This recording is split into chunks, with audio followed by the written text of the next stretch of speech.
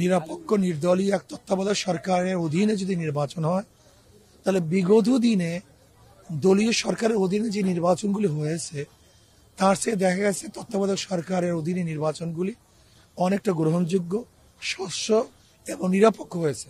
তত্ত্বাবধায়ক সরকারের আইন তো ছিল, কিন্তু আওয়ামী লীগ সরকার জোরপূর্বকভাবে এটাকে বাতিল করেছিল। আজকে সেই বাতিলকৃত রায় আবার পুনর্বহাল হয়েছে। এটা অবশ্যই জনগণ কল্যাণ এবং জনগণের ভবিষ্যৎ ভালো দেখছে। এটা জনগণের কল্যাণ হবে, ভবিষ্যৎ ভালো হবে।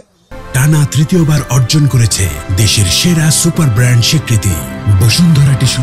আশা করি নিরপেক্ষ নির্দলীয় এক তত্ত্বাবধায়ক সরকারের অধীনে যদি নির্বাচন হয়, তাহলে বিগত দিনে দলীয় সরকারের অধীনে যে নির্বাচনগুলি হয়েছে তার চেয়ে দেখা গেছে তত্ত্বাবধায়ক সরকারের অধীনে নির্বাচনগুলি অনেকটা গ্রহণযোগ্য, স্বচ্ছ এবং নিরপেক্ষ হয়েছে।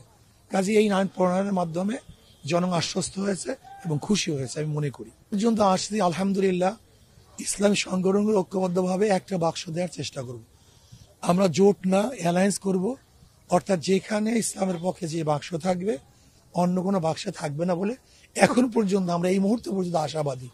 আশা করি ইনশাল্লাহ আগামী নির্বাচন ইসলামের পরে একটা বাক্সই থাকবে।